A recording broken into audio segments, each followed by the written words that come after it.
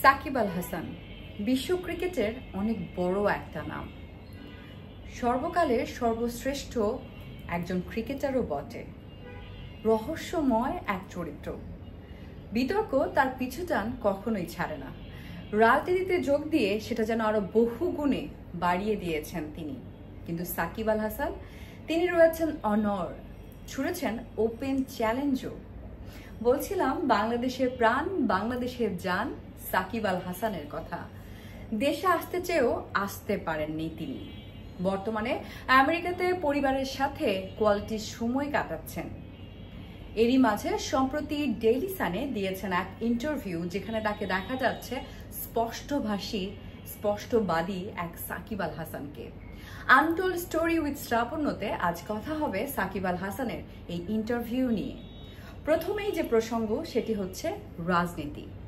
রাজনীতিতে আসা কি ভুল? না, একদমই না। জাস্ট সাকিব বলেছেন, শুনে দেখুন। হুবহু তার কথা তো না হলেও পরিভাষাটা এরকমই। আমি যদি রাজনীতিতে যোগ দিয়ে ভুল করে থাকি, তাহলে যে কারো রাজনীতিতে যোগ দেওয়াটা ভুল। যারা এখন ক্ষমতায় রয়েছেন সারা জীবন তারা ক্ষমতায় থাকবেন না। অন্য কোনো দল এলে তাদেরটাও ভুল প্রমাণিত হবে, সেটা ডাক্তার হোক, ব্যবসায়ী হোক, কিংবা অন্য যে কেউ।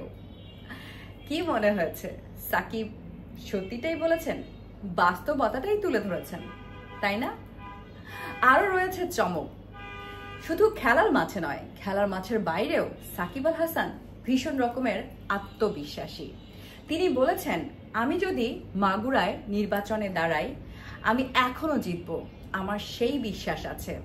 আমার আসলে কোনো ধরনের প্রহসন নেই এটি নিয়ে, কারণ আমার আসনে হয়নি কোনো প্রহসন। মাগুরার মানুষ আমাকে এখনো ভোট দিবে, এটা আমার বিশ্বাস। আমাকে নিয়ে যারা কথা বলে তারা মাগুরার বাইরের মানুষ, এমনটাই বলেছেন তিনি। And well spent day at Canada, নিশ্চয়ই মনে আছে সেই ছবিটার কথা। জুলাই আন্দোলনের সময় যে ছবিটা নিয়ে হয়েছিল অনেক কিছু, পুরো দেশ জুড়ে টালমাটাল অবস্থায় এই ছবিটাই যেন তার জন্য হয়ে দাঁড়ায় কাল। যদিও এই ছবিটি তিনি পোস্ট করেননি, করেছিলেন তার ওয়াইফ শিশির। তারপরও এই প্রথম এই বিষয়টি নিয়ে ওপেনলি কথা বলেছেন তিনি।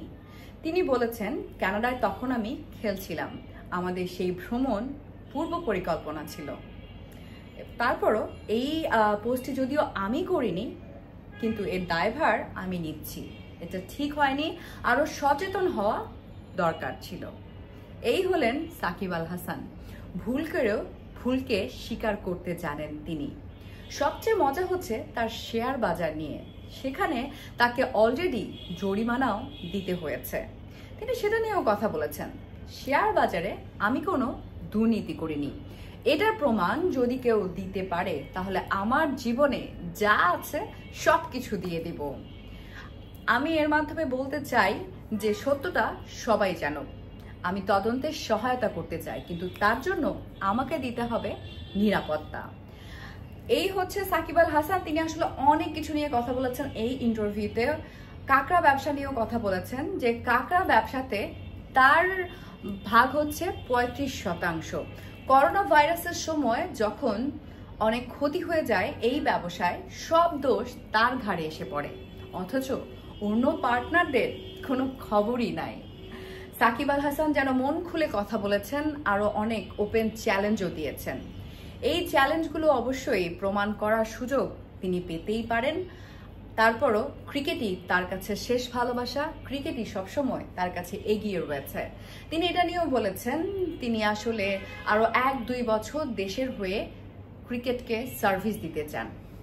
তার ইচ্ছে হচ্ছে আরো 1-2 বছর তিনি ক্রিকেটকে ভালোবেসে দেশের হয়ে খেলবেন। এটা তার গ্রেটেস্ট উইশ।